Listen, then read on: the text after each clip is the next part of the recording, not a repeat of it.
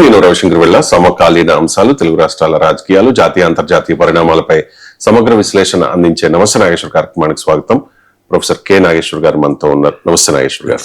Election కమిషనర్ల నియామక చట్టంపై విచారణ సందర్భంగా సుప్రీంకోర్టులో కేంద్రం తన వాదనలు వినిపించింది. ప్రధాని అప్రజాస్వామికంగా వ్యవహరిస్తారని భావించడం పొరపాటే, ప్రధానిని అనుమానిస్తే రాజ్యాంగ విశ్వసనీయతకే దెబ్బ అని చెప్పి కేంద్రం వాదిస్తోంది. సార్ ఎలక్షన్ కమిషనర్ల ఎంపిక కమిటీలో ప్రధాని ఒక సభ్యుడిగా ఉండవచ్చా? ప్రధానిని అనుమానిస్తే అది రాజ్యాంగాన్ని అనుమానించినట్టేనా? ప్రధానిని ఒక సభ్యుడిగా ఉండడం అనే దాని మీద ఇష్యూనే కాదు. ఇష్యూ అది కాదు. ఇష్యూ ఏంటంటే ఎన్నికల కమిషన్ లో 3 సభ్యులు ఉంటారు. అందులో ప్రధానమంత్రి, కేంద్ర మంత్రి, ప్రతిపక్ష నేత అని ఈ ప్రభుత్వం చట్టం చేసింది. ఇష్యూ అది. ఇష్యూ ప్రధానమంత్రి ఉండడాన్ని ఎవరు అభ్యంతరం చెప్పలేదు. ప్రతిపక్ష నేతను ప్రధానమంత్రి ఎందుకుంటారు?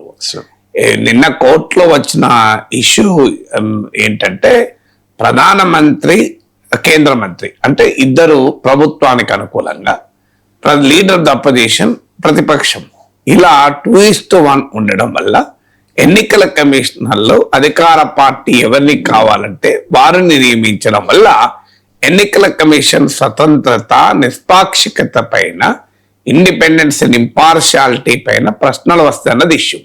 అందువల్ల ఇక్కడ ప్రధానమంత్రి ఉండకూడదు అని ఎవరు అనడం లేదు. ప్రధానమంత్రి ఉండకుండా ఏ నియామకము జరగదు.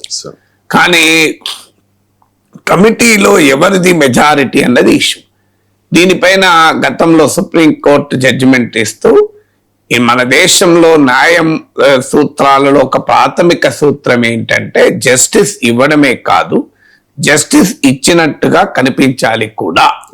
అప్పుడే జస్టిస్ సిస్టమ్ పైన ప్రజల విశ్వాసం ఉంటుంది అని.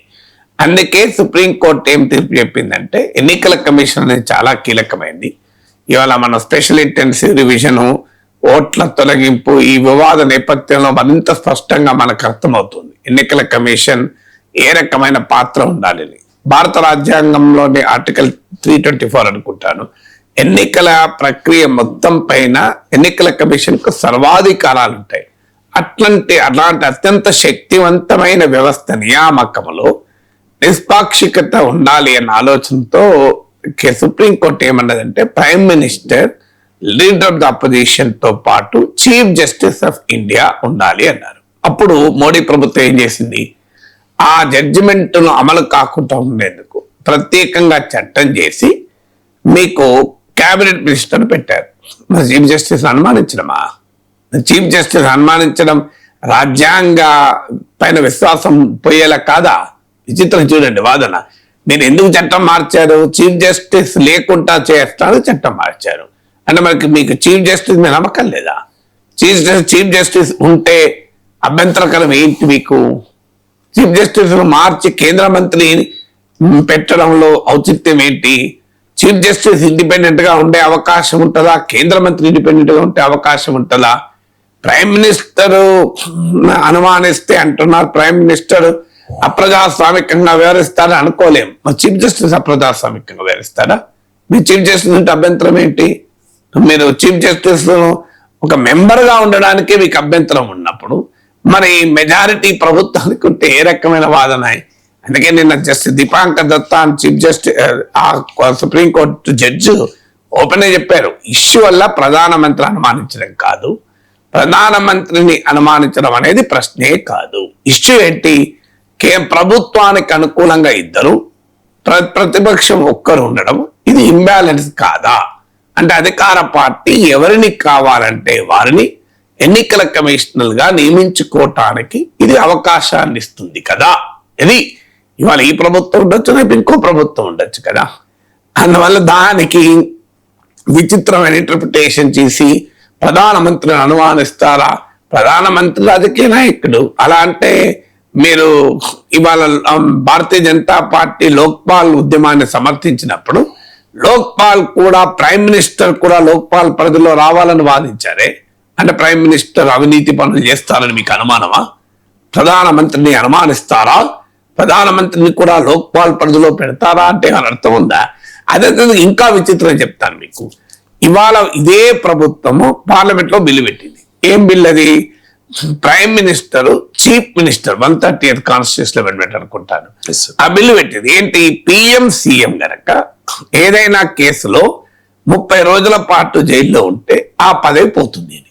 అంటే మీకు పిఎంని అనుమానిస్తారా, సీఎంలని అనుమానిస్తారా? ప్రధానమంత్రిని, ముఖ్యమంత్రిని అనుమానించడం అంటే రాజ్యాంగ విశ్వసనీయత దెబ్బతినదా అని అనొచ్చామని. మరి మీరు ఎందుకు పెట్టారు? ప్రైమ్ మినిస్టర్ అనుమానించారా? ప్రైమ్ మినిస్టర్ తప్పు పనులు చేస్తారు, నేరం చేస్తారు, 30 రోజులు జైల్లో ఉంటారు అని మీకు ఎందుకు అనుమానం వచ్చింది? ప్రైమ్ మినిస్టర్ పైన, ప్రధానమంత్రి పైన అంత మాట అంటారా? 30 రోజులు జైల్లో ఉండడం అని మరి మీరే పెట్టారు కదా బిల్లు. ఆయన లాజిక్ ఉందా? అయినా మీరు నెహ్రూను ప్రధానిగా ఉన్న సమయంలో ఉన్న నెహ్రూను ఎన్నిసార్లు తిట్టారు, ఎంత తిట్టారు?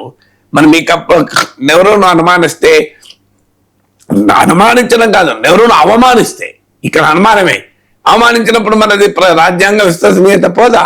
జవహర్లాల్ నెహ్రూ దేశ ప్రధాని కాదా? మరి మీరు ఇందిరాగాంధీని దేశ ప్రధానిగా ఉన్నప్పుడే కదా ఆమె ఎమర్జెన్సీ పెట్టింది. మరి ఆమెను అనుమానించారా లేదా మీరు? అందువల్ల రాజకీయాల్లో మరి ప్రధానమంత్రి ఒక పొలిటీషియన్, ఎవరైనా పొలిటీషియన్ కు పొలిటికల్ ఇంట్రెస్ట్లు ఉంటాయి. ఇవాళ ప్రధానమంత్రి నాయకత్వం కేబినెట్ సిఫారసుల పైకి కదా రాష్ట్రపతి వివరించేది. ఇవాళ గవర్నర్ నియామకం చూసి అర్థమవుతలేదా? నేను ఇదే ప్రధానమంత్రి ఎవరిని గవర్నర్ గా నియమిస్తున్నారు? రాజకీయ నాయకులే కదా గవర్నర్ గా నియమిస్తున్నది. ఇది రాజ్యాంగ స్ఫూర్తికి విరుద్ధం కాదా?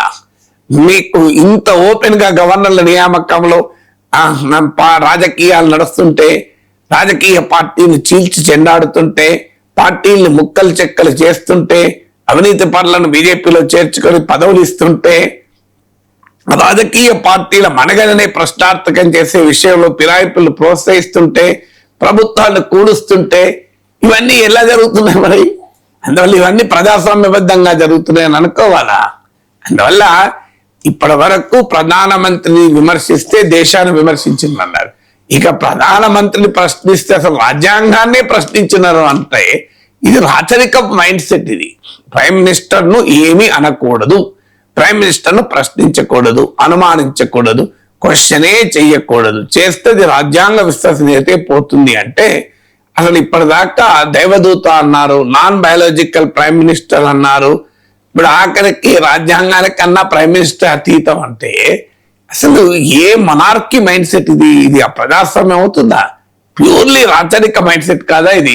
రాచరిక మైండ్ సెట్ మనస్తత్వం ఉన్నప్పుడే రాజు అన్నిటికీ అతీతము అనుకుంటారు. రాజును అనుమానించకూడదు, రాజును ప్రశ్నించకూడదు, రాజు పైన ఏ ప్రశ్న వేసినా అది భయంకరమైన నేరంగా ఉంటుంది. కానీ మనం డెమోక్రసీలో ఉన్నాం. ప్రైమ్ మినిస్టర్ కూడా అకౌంటబుల్ టు ద డెమోక్రసీ కదా. డెమోక్రాటిక్ ప్రాసెస్ కు ప్రైమ్ మినిస్టర్ అకౌంటబుల్ కాదా? అంటే ఈ ప్రధానమంత్రి అన్నిటికీ అతీతము అనేటువంటి దైవాంశ సంభూతుడిగా మీరు మార్చేసి, సో ఈ రకంగా ప్రజాస్వామ్యాన్ని, రాజ్యాంగాన్ని అవమానిస్తే ఎట్లా? ఈ దేశంలో ప్రైమ్ మినిస్టర్ కాదు, ఎవరైనా రాజ్యాంగానికైనా ఎక్కువ కాదు. రాజ్యాంగం ఏం చెప్తోంది? రాజ్యాంగం కాన్స్టిట్యూషనల్ బాడీస్ ఇండిపెండెంట్ గా ఉండాలి అని చెప్తోంది. ఇండిపెండెంట్ గా ఉండడమే కాదు, ఉన్నట్లు కనిపించాలని చెప్తోంది. క్లియర్ గా మీకు ఎన్నికల కమిషన్ల నియామక కమిటీలో ప్రైమ్ మినిస్టర్, కేబినెట్ మినిస్టర్ ఉన్నాక అది ఏ రకంగా ఇండిపెండెంట్? అది నీకు లీడర్ అపోజిషన్ ఏం చెప్పినా ఎవరు పట్టించుకోడు కదా.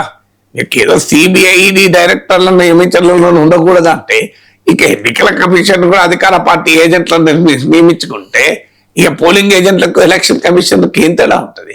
ఇలా Gyanesh Kumar chief election commissioner press conference చూస్తే ఆయన ఎలా మాట్లాడుతున్నాడు, ప్రతిపక్ష నాయకుల పైన ఎలా విరుచుకోపడుతున్నాడు చూస్తే అసలు చీఫ్ ఎలక్షన్ కమిషనర్ ప్రెస్ కాన్ఫరెన్సా లేదా BJP spokes person press conference అది అనే అనుమానం వచ్చే రీతిలో వ్యవహారం నడుస్తుంది కదా.